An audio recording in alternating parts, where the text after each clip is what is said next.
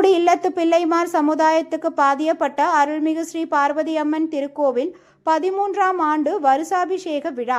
தூத்துக்குடி திரவியபுரம் 2வது தெருவில் அமைந்துள்ள அருள்மிகு ஸ்ரீ பார்வதி அம்மன் திருக்கோவிலில் 13ஆம் ஆண்டு வருஷாபிஷேக விழாவை முன்னிட்டு 6ஆம் தேதி இரவு 7 மணிக்கு 180 விளக்கு பூஜை நடைபெற்றது.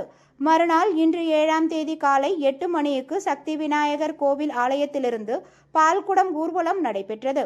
பின்னர் காலை 10 மணிக்கு கணபதி ஹோமம், 11 மணிக்கு ஸ்ரீ பார்வதி அம்மனுக்கு சிறப்பு அபிஷேகம் மற்றும் தீபாராதனை, மதியம் 1 மணிக்கு பொதுமக்களுக்கு அன்னதானம் நடைபெற்றது.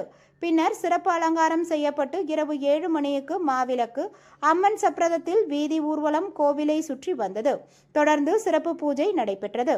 விழாவில் திரளான பக்தர்கள் கலந்து கொண்டனர். மேலும் கோவில் விழா ஏற்பாடுகளை கோவில் நிர்வாகிகள் தலைமையில் செய்துள்ளனர்.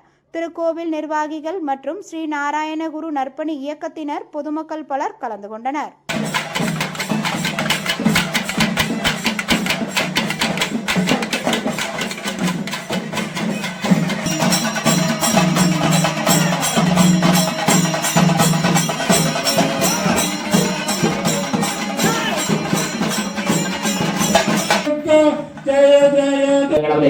मूलेन वाक्य आवाहन स्थापन संजालन निरोधन निबंधन वकणेनावत्रय पादांगराज्य पुलस्य पात्यादनार्क्य निर्वा स्नानादिविधानादिराज स्नानान्तरवादवियन्तवर्भ्यस्त्राभरणोविधिनमस्तान् कृत्य पुष्पैः पूज्य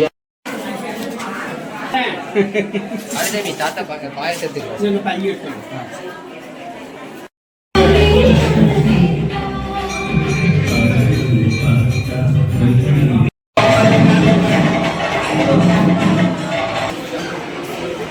சாம்பார்